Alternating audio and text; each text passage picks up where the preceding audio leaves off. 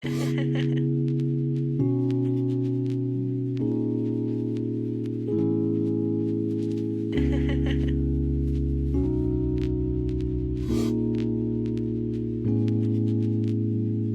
so glad I'm feeding lumber, feeding lumber, feeding lumber. I'm so glad I'm feeding lumber, feeding lumber, feeding lumber. I'm so glad I'm feeding lumber, feeding lumber, feeding lumber. I'm so glad I'm feeding lumber, feeding lumber, feeding lumber. I'm so glad I'm feeding lumber, I'm feeding lumber. Why don't you say to me? Say time and time again, I feel God, and I feel God. I get that, looking straight for me. Why should I be honest one, the truthful one?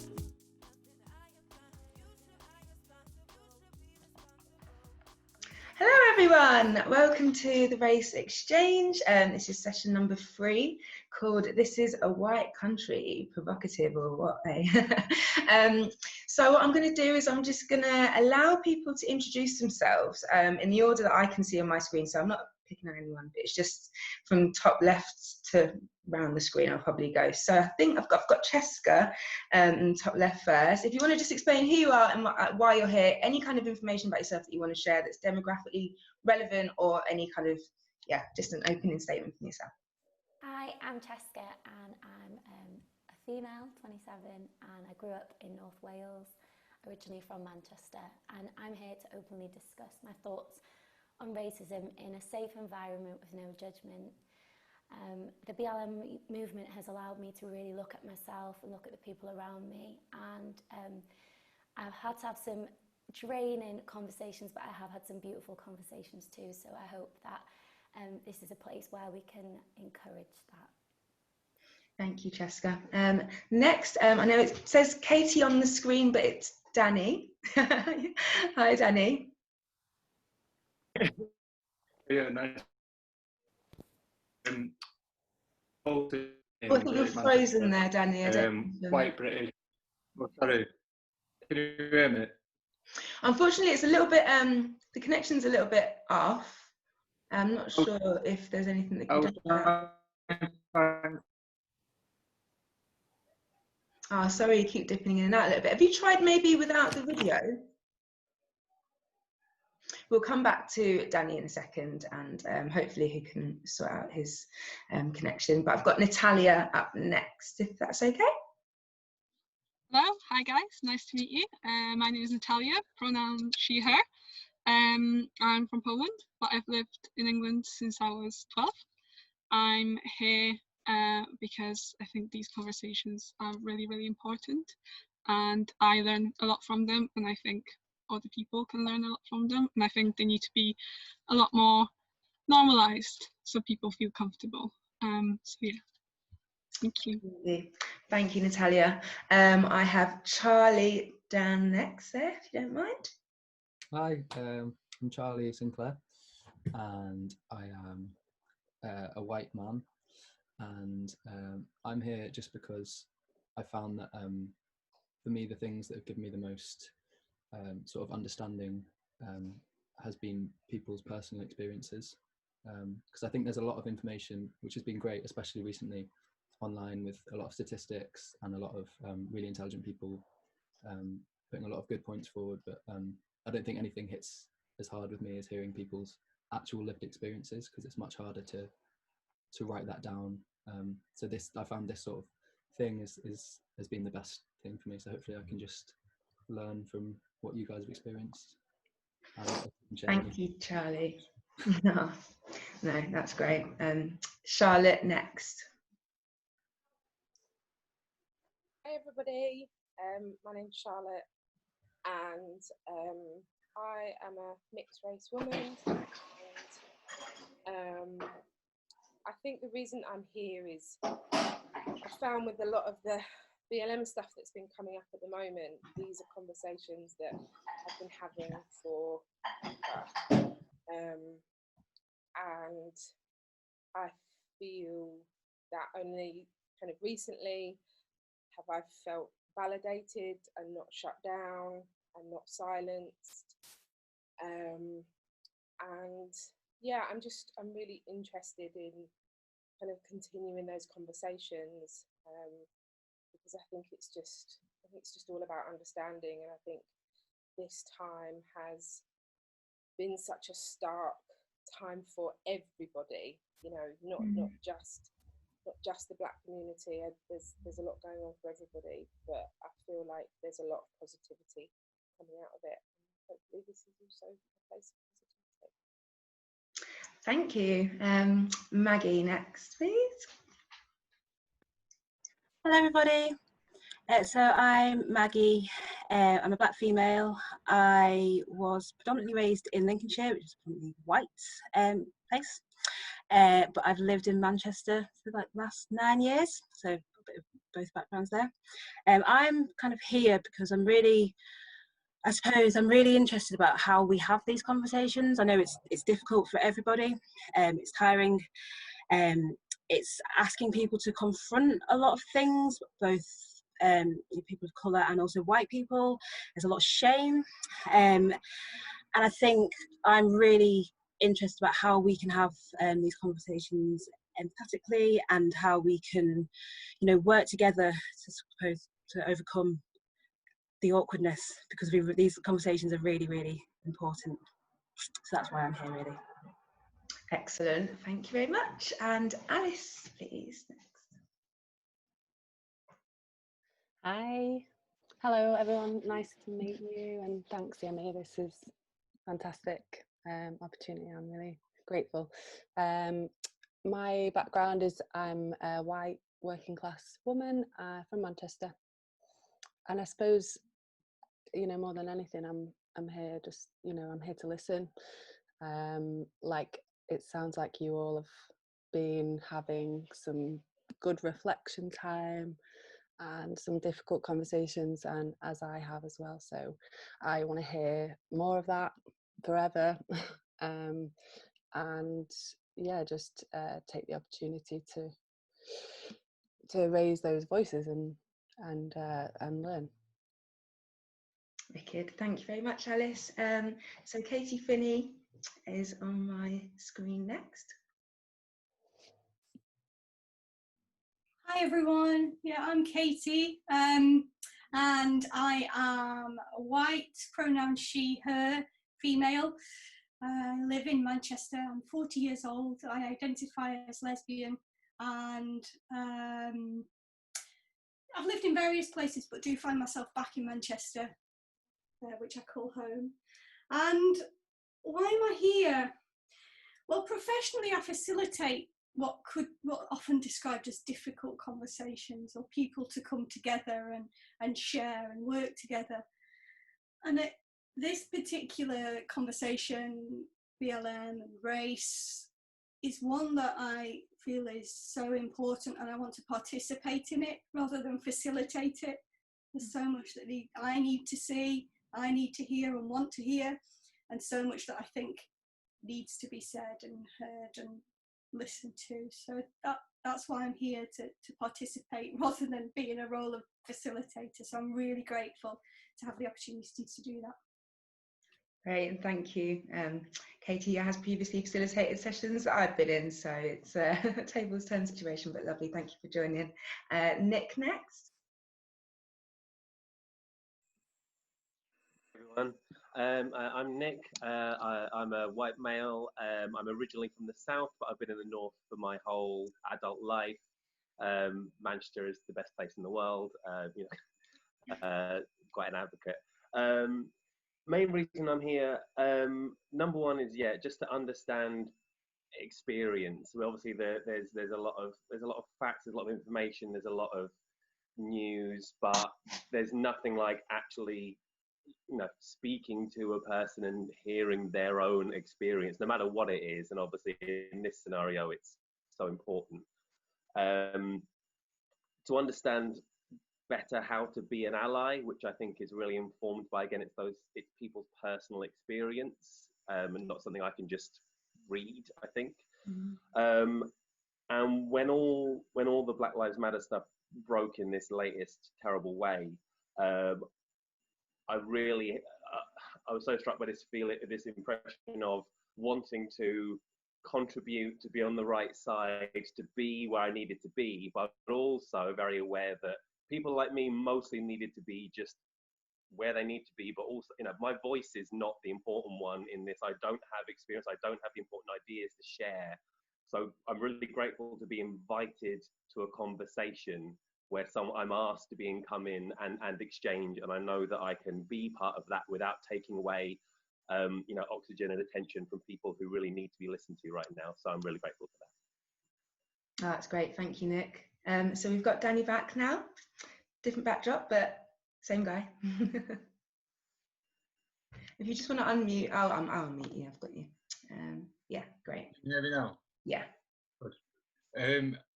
Yeah, my name's Danny. I'm from Bolton originally. Lived in Manchester for a few years. Lived in London. Currently been living in Ireland, but I'm back visiting at the moment. So yeah, I feel very welcomed and very glad to join the conversation. I think I'm mostly here to listen, really, to listen to people's experiences and try and sit in the other perspective. Obviously these aren't experiences I've had myself, but the more I hear about other people's experiences, the better I can navigate and discuss ways to be like going forward, discuss the ways that we could create a society in the future that is more fair for everyone. Yeah, that's it. Thank you. That sounds fair to me. And finally, Yemi Moses. Hello. So I'm the other Yemi. I think I'm here. Charlotte touched on it briefly. I think it's obviously conversations about race at the moment are really important and being had on a bigger scale than ever before in my lifetime. But I think it's really important that during this pandemic, and which is already a really stressful time, and it's quite tense and a lot of pressure emotionally, that we are here for each other in a supportive way and able to talk freely and openly about these big issues. So yeah, I'm just excited to be here and hear everyone's stories.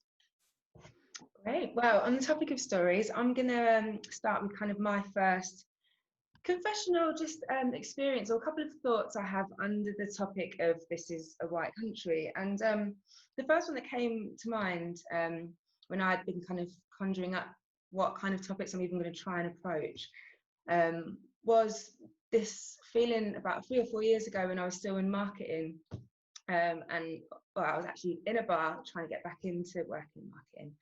And I was looking for jobs, and I was struggling, and that might have just been to do with the climate at the time. There's always various factors, but what has, I think, for a lot of Black people or people of any minority ethnic background comes into your mind is you kind of go, is this because of my skin color? And I did actually consider changing my, it's very strange to admit or say out loud, but I did consider changing my name on my CV just so I could almost to see if the response would be any different.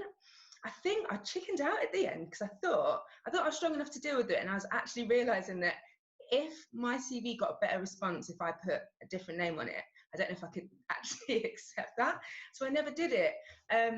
But that's the kind of thing that is definitely that I've thought, and that's kind of, I always remember thinking, and I don't feel so much that way anymore. Maybe I'm in a different industry and it's a little less of a thing.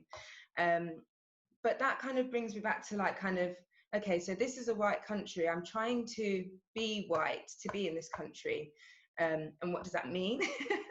And you kind of go, well, I'm trying to integrate, and you kind of accept, or I have in the past accepted, maybe I'll never actually, don't take this as on face value, but this is what I have thought, like maybe I'll never actually be the same as anyone here. So maybe I'll just always have to try and be something or someone else. And that's kind of what you're always doing. So you do the hair. I straightened my hair for years and years and years. You speak the right way, the accent. but then you're still not white enough, and then you do get told, oh, but this is a white country, and you're like, but I'm trying to be white. What do you mean? Like, when you're younger, it's strange because you don't really address it as a political issue, especially if it made teenagers and stuff like that. And as you get older, I guess you just don't really think about it anymore. You think, oh, this is the struggle I have to do because of where I was born. It's unlucky, but it's not unlucky, is it? We all know it's not. It's not. You know, you can't just kind of come to accept that that's the way that things are going to be. Sometimes when I'm thinking about this, this is a white country debate, I go on the side of believing that people need to think about, okay, so some people are feeling disenfranchised or whatever, and we know that that is true, and that is down to our governments and powers that be if we're really, you know, media and such things. So maybe that's right, that's their way of taking back their feeling of belonging. It's a loaded term, but it can also just mean absolutely nothing. However, I was thinking about this in the way of like, okay, but Africa is a black country, for want of a better phrase. Yet, if you are white in Africa, it's more likely that you are actually probably of a better socioeconomic level than black people in that country. So where does this kind of white country debate start to make any sense? It just loses all sense as soon as you start to like apply it to the world and just vice versa and all this reverse stuff. It just doesn't make sense. It's not a thing, but it is something we still hear and that people still believe. So I don't want to go on too much. I feel like I've kind of started off, and I didn't know if there's anything that anyone had to say on the back of that instantaneously, or any questions they had for me based on that kind of story. Cheska. Growing up, I did think that this is a white country. All my friends are white. I grew up in an all-white family, and I cut ties with my father at 12, and I didn't meet another black person until I was 18. I wasn't able to get my hair done in hairdressers. I couldn't get the foundation that matched my skin. My friends never saw me as black until this Black Lives Matter movement came about. It was like they saw me for the first time. Wow. And yeah, and it is draining because you're having conversations with people that they don't understand, and the only way that you can put it without offending anyone is that you'll never receive racism because you're not black or you're not Asian, and then it gets reversed that you're being racist. And I just have to speak from my experience. I do believe that hearing personal stories means so much more to me, and hearing how my friends have experienced them as well. And when you said about your CV, Yemi, I watched my friend's video the other day, and it was a point that I really, really felt strongly about. He actually was given an English name, Vernon, and his dad felt that he would get more opportunities because he wasn't called Jamal or Tyrone, and I just think that's so sad. And I always had to try and blend in and hide my identity because I never really felt like I was black enough or white enough, and I didn't really know where I sat. And I think it's really important now that you don't pick sides. And I think with everything that's going on, stressing that we are in a pandemic, going to the protests was such an amazing feeling, and I'm so glad that I went, but I received so much backlash because I went and it was really inconsiderate, and what I'd done was selfish because I would cause a second wave, and I just had to explain to people that I didn't go because I wanted to. I felt like I had to go, and it wasn't a picnic, it wasn't like a day at the beach. I didn't speak to anybody there. I just stood in solidarity, and I think we can only stand together in solidarity when we just accept that racism does currently exist in the UK. It's not an American issue. Okay, the reason that we are all here today is because another person has been brought to our attention, but the media doesn't play the best role in that. With the protests, they just went in on the violence. They didn't capture all the amazing people coming together, and I just think, why did nobody put down V-Day celebrations or when people were going to the beach. And that just felt like a really loaded statement when they said that people going to protest for basic human rights, for equality, to be treated fairly. It felt like it was loaded with some kind of racism. Racism, yeah, I was going to say, pretty much. And still, like, I've had to have an awkward conversation till I was black and blue in the face with people that thought it was a bad idea, and I decided, because I don't live with anybody and I would self-isolate after the protest, that I had to go. And I just think the way that the media and the way that other people treated that amazing experience, my first ever protest I've ever been to, that I was apprehensive because we are in a pandemic, but the way that the media portrayed it, it just showed me that, like, even though we can all come together, until they support us, until they show us in all different lights, that we've got a long road to go. And I think it's important for these conversations to become the normal as well, and not feel like you're being aggressive or feisty or judgmental. You're not accusing people. Yeah, to be judged. Yeah, and I just want to say a last statement that the first time that I ever experienced racism was when I was 12, and the topic of this is a white country is the reason that I'm bringing it up. I don't really like talking about this sort of stuff because I brush it under the carpet. But there was a school bully, and he would bully most people, especially females, and he would always bully me, and it would normally be centered around my hair, because when like it would get wet or it was humid, it would go frizzy. And I also wore extensions and straightened it and everything just to try and blend in. And I just remember one day he was picking on my friend, and I just said, you only pick on people because you fancy them. And he was like, well, not you. And he said, do you ever get told that you can't enter a laundrette because they say whites only? And that is the first time that anyone's ever picked on me for my skin, and it's I still feel the weight of that now. And I just think at 12 years old, like, where has that come from? And I think the conversations now parents will be having with their children are so important for that reason. So that's my view. Thank you so much for sharing that. I know I can honestly say that I've had that exact situation myself, definitely. Did anyone else want to kind of share anything off the back of that, or off the back of what I was saying before? I've got a few kind of prompts and notes that I could add to the situation, but I want to hear more voices. Okay, so yeah, Maggie, and then Charlotte. So thank you for sharing that, because that just like brings up so many similar memories for me. Kind of being brought up in Lincolnshire and being the only black person, I didn't notice colour for quite a long time.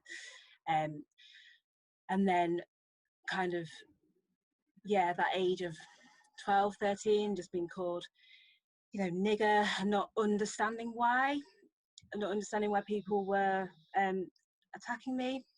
And then having kind of friends say that, black people aren't beautiful. And then I always had that impression in my head that black people are ugly, so it's better to be white, have your hair straight. But I suppose kind of what I wanted to say is, at the moment, I'm really trying to understand where it comes from. I'm putting in most of my energy trying to understand white people, trying to understand actually how to best sort of change the system, but also do it through empathy, do it through understanding, try to recognise like where some of these things have come from. I suppose one of the things I'm learning is that the racism that I felt, and I suppose over this last period I've been reflecting on kind of like most instances of racism. The racism that I felt, white people never actually understand what that feels, and that's something I think is really important to remember. That's why conversations like this are so important, because you can feel something, and you can understand actually what it feels. You can have empathy, and you can have understanding. And so that's one thing I'm trying to understand. I'm trying to also understand how best to, try and explain to people, because obviously, people's impression of what racism isn't actually reflective on systematic racism. People think racism, I think we just had this conversation, haven't we? People think racism is, judging someone on the basis of their skin colour. It's not that simple. It's systemic, and it requires a massive change, and it requires people to reflect on things that are really uncomfortable and perhaps reflect on previous interactions. And just, I suppose, it's a white country. I feel that one of the best ways of changing it is trying to understand where it comes from, trying to understand the unconscious biases, and then trying to put my energy into changing that and educating. And I think that for me is one of the, when I came to this session, it said this is a white country. That for me stood out, is how the hell do I, with my experience, change a country that's predominantly white and just don't really get it. And it's not necessarily people's fault. We're born with a lot of unconscious biases, and it's obviously starting with education. It's children, making sure that parents are educating their children about race. But yeah, we're in a white country. It's so difficult to try and explain why reverse racism isn't a thing, and to people not take that personally, to try and explain privilege without people taking it as an attack and thinking that, we're saying that their lives are not hard. We're not saying that. It's so difficult. And I think, yeah, that for me is one of the key things, is trying to understand it so we can try and explain why some of these things aren't right, and why people's behavior is racist, even though it may not be what they understand racism to be. I think it'd be really great to come back to that kind of question of how we would say. I mean, we don't have to speak overtly and say this is what we would say, but we might want to brainstorm hypothetically about what kind of responses we have the next time someone implies or directly says this is a white country. So we might come back to that in a little bit. Thank you, Maggie. Charlotte, I know you had something to say, and then Yemi, thank you. Yeah, I think just kind of listening to both Maggie and Cheska there. For me, growing up, I am the lightest skinned in my family.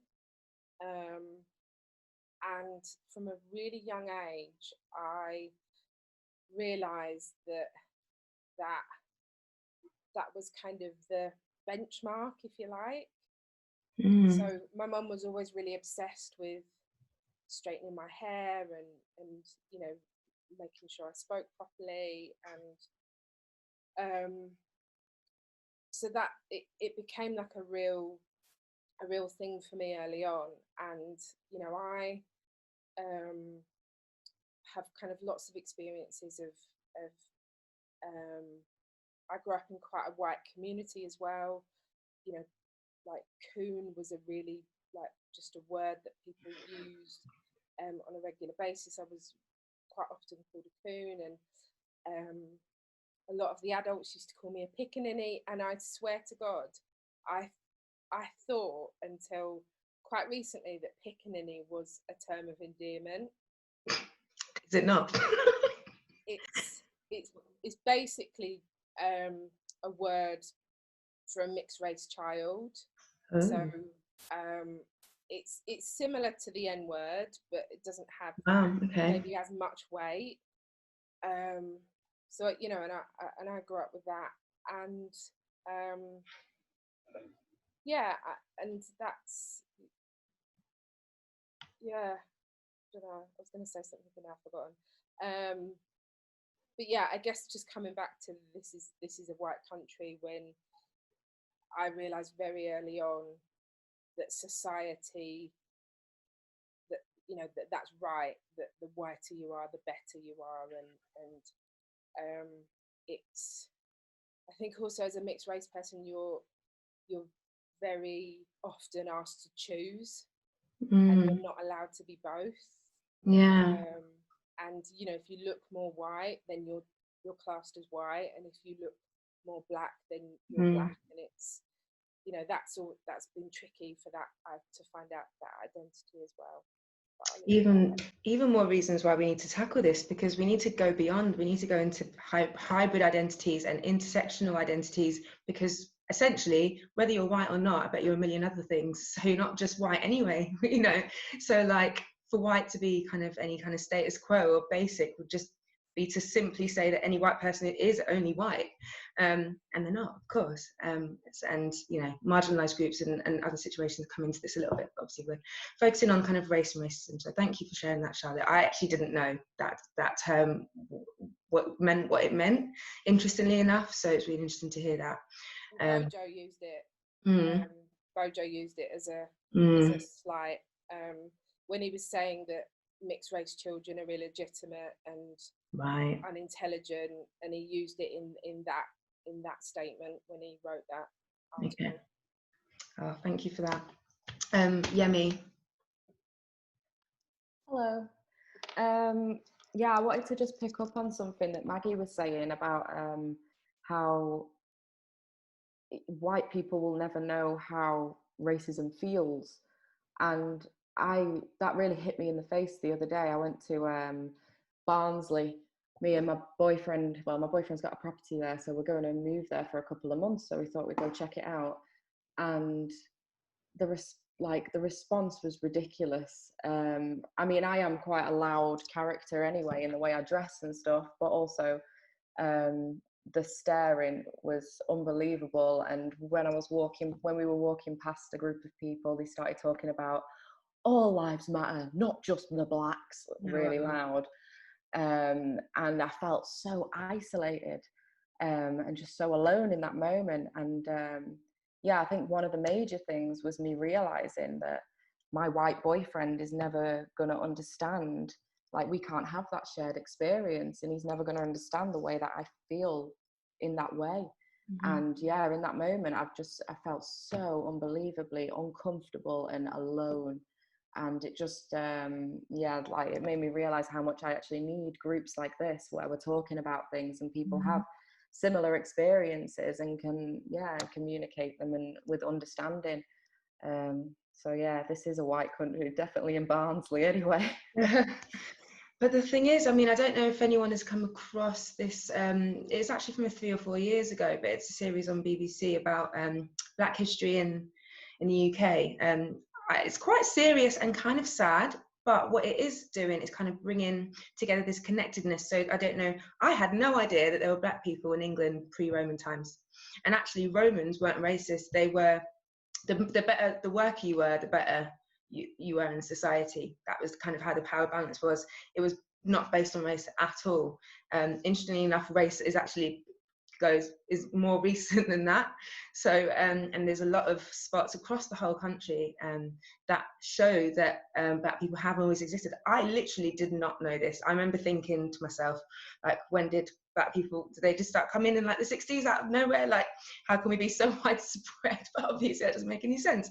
And this is where the whole kind of education, history side things is so important, because if I'd have known these things, perhaps when I had been, I mean, I'm not talking too much about my own personal experience of just direct racism, but I have been called various words in the past, definitely when I was in secondary school.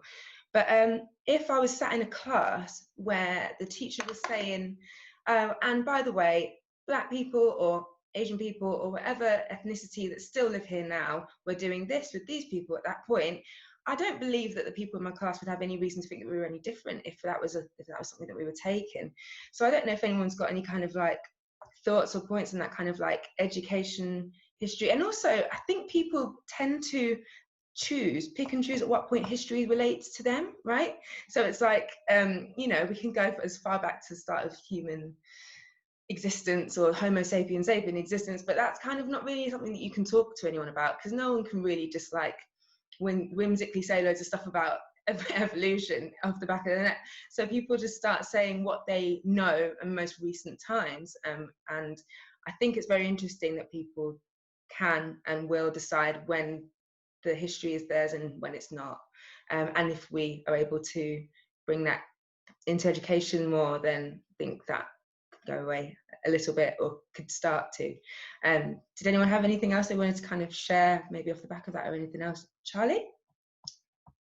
I'll just unmute you there. Oh, sorry, you can unmute yourself, yeah.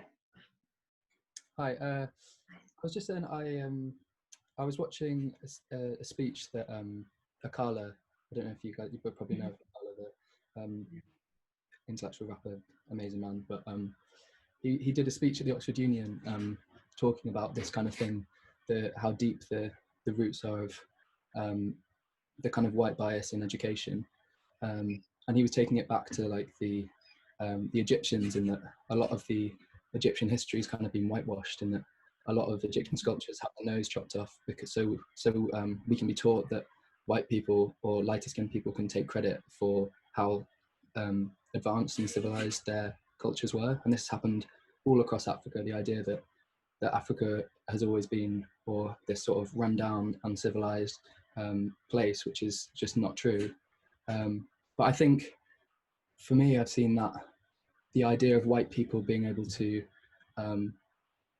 because we're the majority in this country, or going back to why is Britain a white country, I think there's that thing of like, if you're the majority, you can very easily skew the facts and not be held accountable, because, and I found that growing up a lot, like if there was any racism in my school or whatever, because the majority of people were white, well, especially when you're young, learning your sort of morals, your morals come from other people around you telling you what's acceptable or what's unacceptable. And if there's only one black person who's being called something and there's no one else around them and the ratio is completely off, you've just got loads of complicit white people, and you never get called up. So you can go through all of those years, and I mean, all of these things, like, it's been really interesting hearing you talk about it, but like people saying at school they're not attracted to black people, which is a racist statement, but a lot of people, I remember growing up saying, oh, it's not racist, it's just what I think, you know. And it wasn't till I sort of came to university and met a lot of, and became really close and formed tight bonds with mixed race people and BAME people, that I actually learned the prejudice that I probably had, and that the privilege I experienced. But yeah, I just think it's the problem that goes on every level. So you've got like at school, and then you've got, say, our government, you know, the majority of our government is white, therefore we can push through things and everyone can sort of make adjustments for it, and therefore with the history. And it's just like, I guess it's a really difficult, I don't have the answer, but I just think that's why it's so important to try and listen to black people's experience, and try and learn from it, and try and get it to seep into every part of culture and education especially. Well, exactly. No, thank you so much for sharing it, because it just kind of reiterates points that some of us have shared already, that from the other point of view, you've seen it happen and just kind of like shrugged along, not necessarily trying to be offensive, but kind of complicit in your own, you know, whatever it is that you just don't know.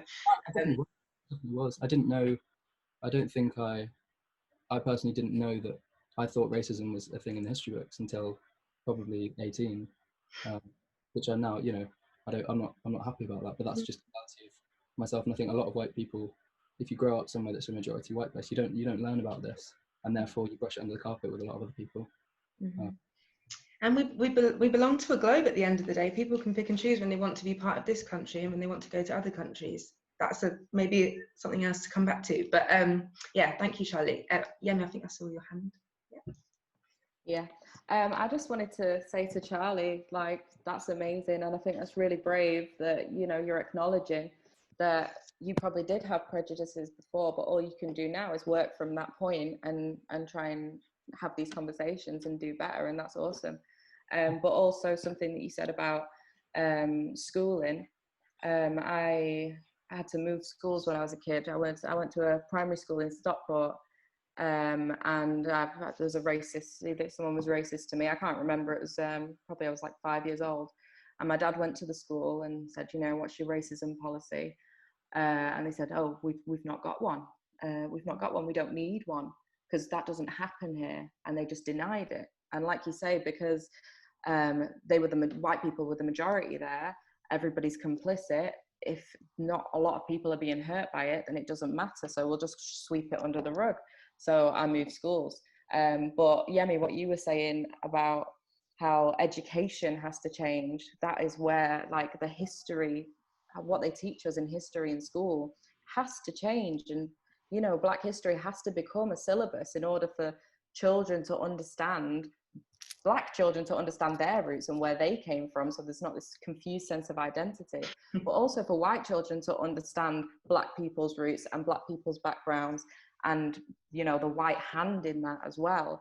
And show that we have been integrated, like you said, back before the Roman times, and that, you know, Black people are not this other that yeah, we now seem to take on. But yeah, interesting stuff.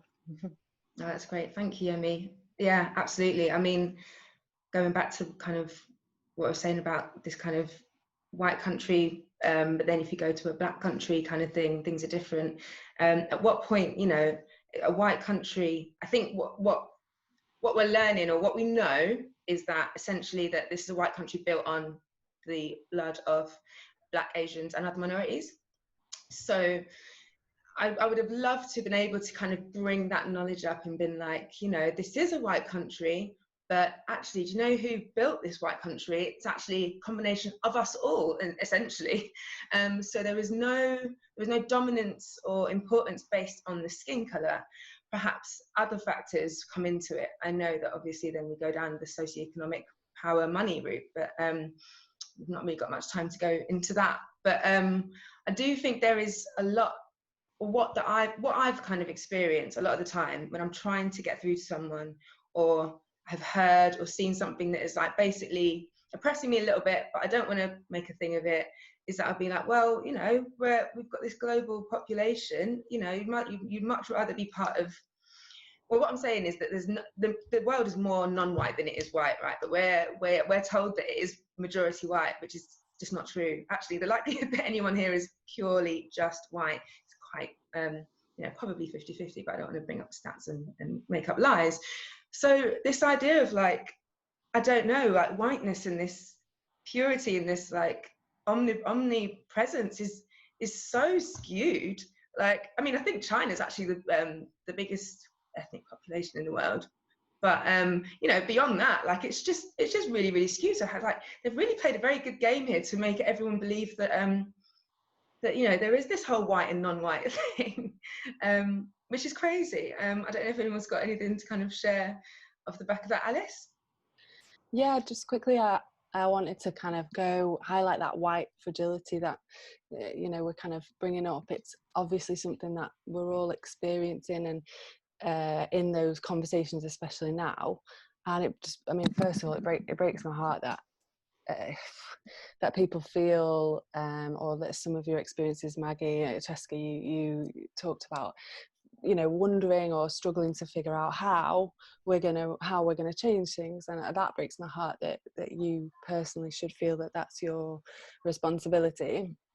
And I hope you feel, you know, I hope that for you that you have some allies in your lives. But yeah, I feel like the white fragility, it comes with some martyrdom. I don't know if any of you guys think that. It's like back on that intersectional sort of discrimination. Whenever I've had conversations with people and I feel like maybe they're not going to get where I'm coming from, I feel like I need to prep them and go, right, just so you know, I'm not having a go at you, but let's have a look at what you just said, and, you know, bigger picture. And it's like people just feel like, don't take my struggle away from me. Like, I get, you know, I'm discriminated against as well, or, you know, people really want to hold on to that, and that stops white people from recognizing, I think, and taking being accountable for their racism. Yeah, just martyrdom. I'm seeing a lot of that at the moment.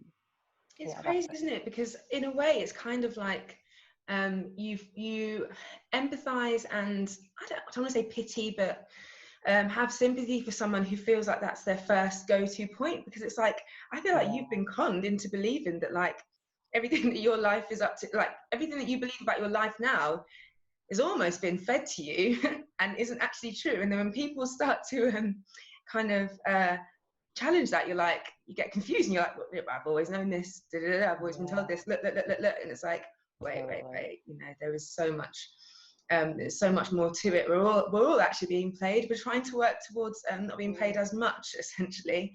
There's always going to be a power in place. Hopefully, sooner rather than later, it's going to be a power that doesn't accept white versus non-white as a status quo, as just a reason to even have a conversation.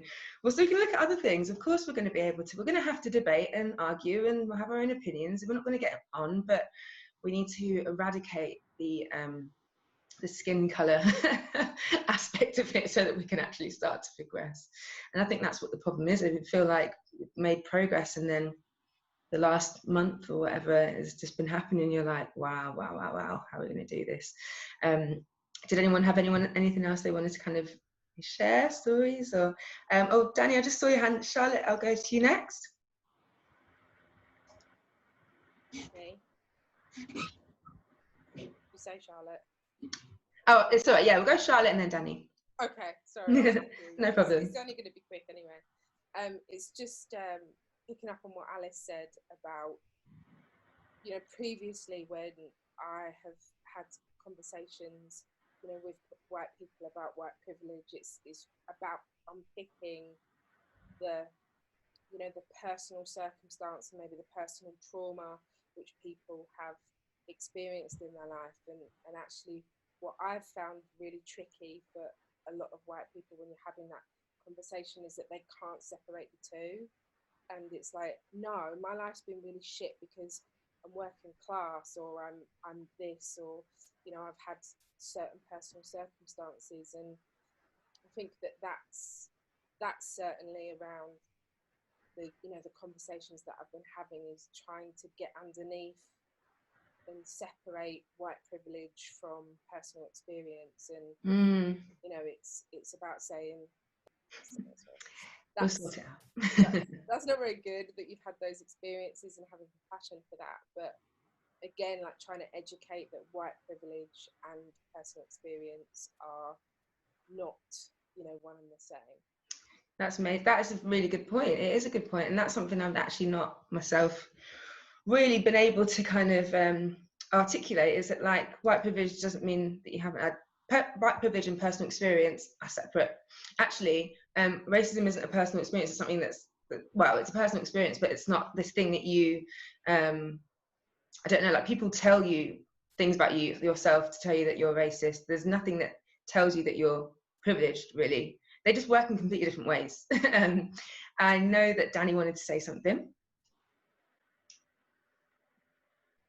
I suppose it was going back to the idea of education skills and about how it really forms young people's idea about what the central view of the world is. Like, in going in school in Bolton, most of the focus on the history education was on, like, the heroism of the World War II, and then the cotton industry in Manchester and how that, you know, really advanced the world. But it's not contextualizing a bigger picture. I mean, we did study a bit about the slave trade, but it was never emphasized from a point of shame or from a point of remorse, or remorse, or I mean, it probably was done, but not to the extent it really should do.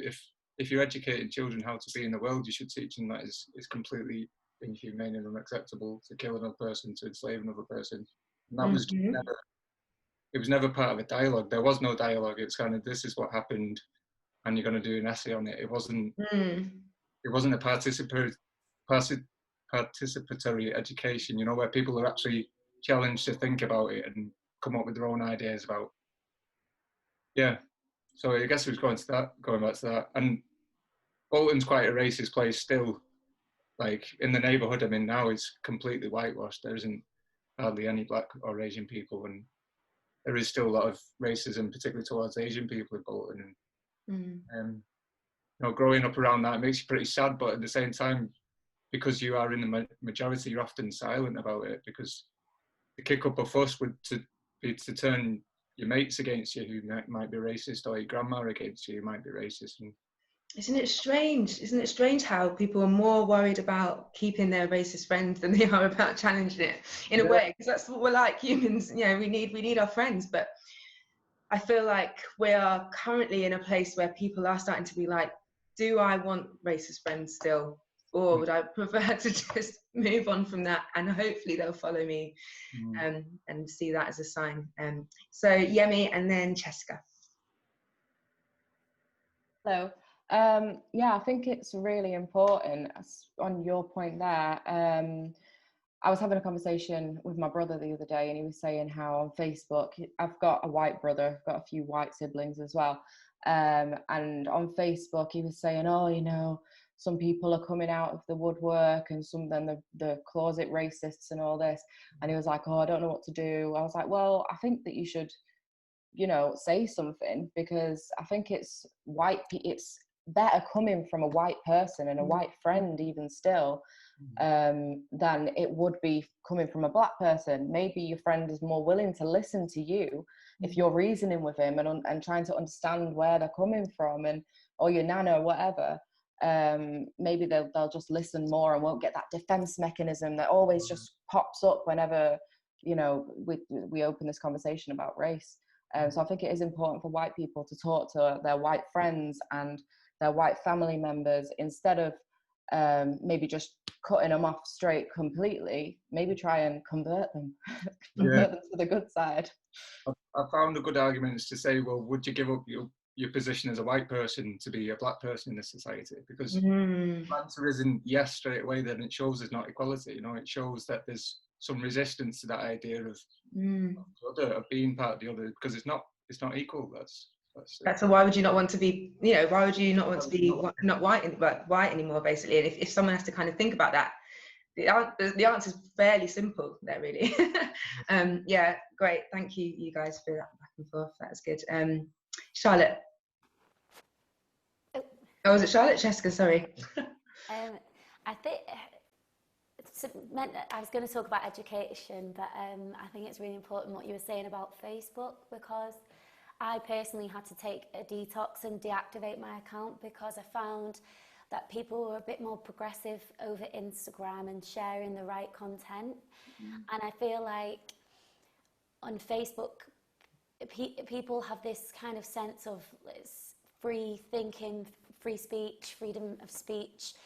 But I just think that people also don't know enough to, and I'm not saying about statistics or anything like that, but don't know enough to actually have a balanced view or argument. And I also have found, because of the age range on my Facebook, that it's been quite a dark place, because somebody mentioned maybe like their grandma being racist. I do feel like the older generation, because they have been brought up with segregation and it was ingrained in their upbringing, sometimes feel a little bit more like it's okay to say these racist things, and they might not even realise that they're racist, but nobody pulls them up because they're the cute grandma. And I just, yeah. And then my other point was about the education. I was speaking to my friend who's a primary school teacher, and we were talking about history and what was compulsory, and she sent me the compulsory texts,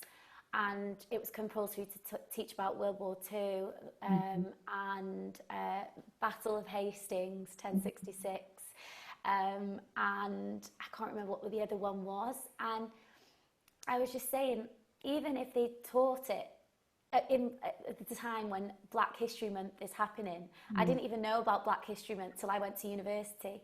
The stuff I'm learning about now is because I'm seeking to learn about that, and I feel ashamed that I didn't even know the oppression that my ancestors have gone through. I feel ashamed that I'm discovering now at 27, and I feel ashamed that I feel like I have to do just as much research as my white friends, because it wasn't taught in my school, and the only Black figures I remember in school, and I don't know if this was a conscious decision of my English teacher, because no other years studied it. When I studied English, we did Othello, Noughts and Crosses, and To Kill a Mockingbird, and I never thought about that till now, but I don't know why she chose to speak about that, and we'd studied them, but it was really important, and that she did. And I don't know if it's because I was in her class and she felt that it was more important to talk about that, but that's the only memory of speaking about black figures in school, Mm-hmm. and then learning about it now. So I feel ashamed of my lack of... No, I mean, I feel the same, but I mean, obviously that is not warranted. That is just a stupid repercussion of the situation that we're in, but there is no shame to be had. We are in the same situation. We've got a couple of minutes left. I was hoping to try and get, okay, definitely Natalia, I'll come to you. I was hoping to try and get like a word from everyone, because I'm trying to build a word cloud around these sessions. If everyone's got the chat functionality there, or is able to write something, just a word that kind of summarises how this conversation has made you feel. Just one word or small short phrase. If you can think about it over the next couple of minutes, and we'll start to wrap it up. I have been thinking about doing part 2 of each of these sessions once I've done the first 6, because I do, every time we've done it, it's got to this point where like all this momentum, all this emotion, but I am trying to keep it succinct just for now, and then I can kind of review it and maybe we'll keep it going, because I feel like I want to, but this is, like I say, it's a pilot. So yeah, think of your words, and then Natalia. Hi, can you hear me? Yes. Yeah, so thank you everyone for speaking. That was really good to hear, and I'm glad that you brought so many personal stories. When I first moved to Manchester, I did not think that England was a white country. Obviously Manchester being quite a diverse city, and you know, getting to know a lot of people from all over the world. It's sort of, I think I'm definitely guilty, and I cringe at it now, of kind of thinking, you know, race is not an issue anymore, and, you know, let's just all be nice to each other and colourblind. And I think that's something that I learned quite quickly, thank God. But something that really stuck with me, and something that I think about a lot, is the situation that I've had where, even though I speak with an accent, I do sometimes get mistaken for being a British person. And I know that's not been the case for a lot of people born in this country. So Yeah. I think that's something that's definitely helped me shatter that post-racial veil. And yeah, it's definitely something I think about a lot. It's that kind of white privilege, like that's for me is the definition. Oh, yeah, that's what it is. Yeah, no, thank you. Oh, thank you so much, Natalia. That was a really great last kind of sharing, because it just exemplified the whole thing. And we know this is a white country, but that doesn't mean anything, really. It just doesn't mean anything, and we've got to try and break that down. Was there anyone that had anything final that they wanted to share at all? Nick?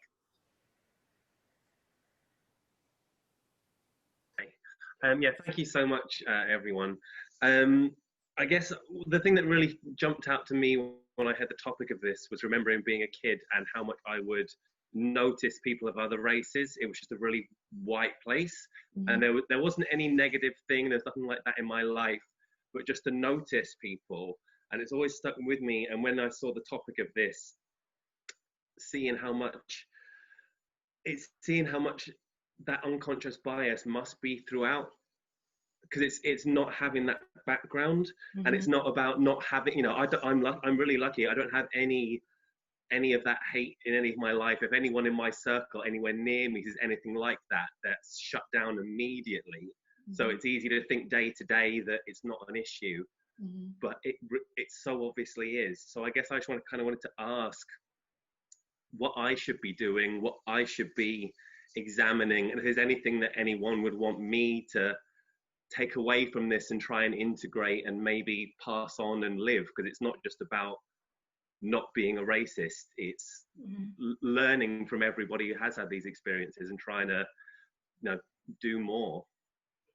I guess I think specifically on what you've just said, and it would be the idea that, and I know this goes far back, more far back than we can really change, and obviously to anyone who is visually impaired doesn't, or is blind, then it doesn't really apply in the same way. However, there are other ways of detecting who is from certain races. The fact that you can look into a place and see that someone is different because of their skin color, we've learnt that. We have completely learnt that. You do not look at them and look at their eye colour, look at their nose. Actually, you'll probably find that across races, you'll have similar features and these kind of things. So I think it's that thinking that because you've seen someone of a different colour, that there's something different there going on. We're trying to get rid of that. And I think that is probably about as much as I can say on that for now. But I would be really keen to kind of explore that a little bit more. And I think if everyone is up for it, I'll try and invite you to the next, maybe part 2 of this, or whoever can or can't, it doesn't really matter too much. But I'm going to wrap it up, just try and stick to time.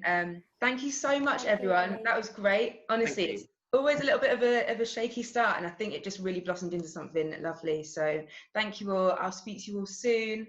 And yeah, enjoy the rest of your evening and your week. Thank you, everyone. Thank you. Thank you.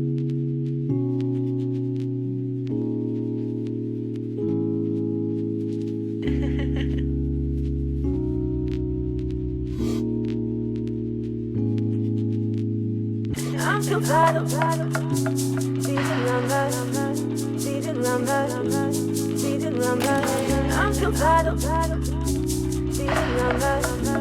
beating around